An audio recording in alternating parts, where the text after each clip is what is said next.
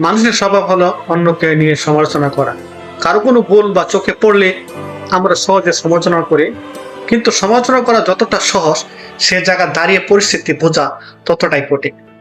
প্রত্যেকটি মানুষ জীবনে থাকে কিছু না কষ্ট, সংগ্রাম ও সীমাবদ্ধতা। আমরা বাইরে থেকে শুধু তার কাজ দেখি, কিন্তু তার ভেতরে লড়াই দেখতে পাইনি।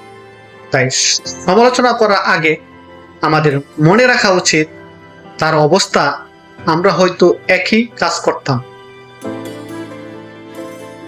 ভাবুন তো, একজন দরিদ্র বাবা সন্তানের ক্ষুধার্ত কান্না সহ্য করতে না পেয়ে হয়তো এমন একটি সিদ্ধান্ত নিলেন যা আমাদের চোখে ভুল, কিন্তু আমরা যদি তার জায়গায় থাকতাম, সন্তানের মুখের দিকে তাকাতাম, তাহলে হয়তো আমরাও সে একই কাজটি বেছে নিতাম। সমালোচনা মানুষকে ছোট করে, কিন্তু সহমর্মিতা মানুষকে বড় করে। অন্যের ভুল খুঁজে না বেরিয়ে যদি আমরা তার কষ্ট বুঝতে চেষ্টা করি, তাহলে সমাজ হবে আরো মানবিক। তাই সমালোচনা করার আগে একবার ভাবুন, যদি তার জায়গায় থাকতাম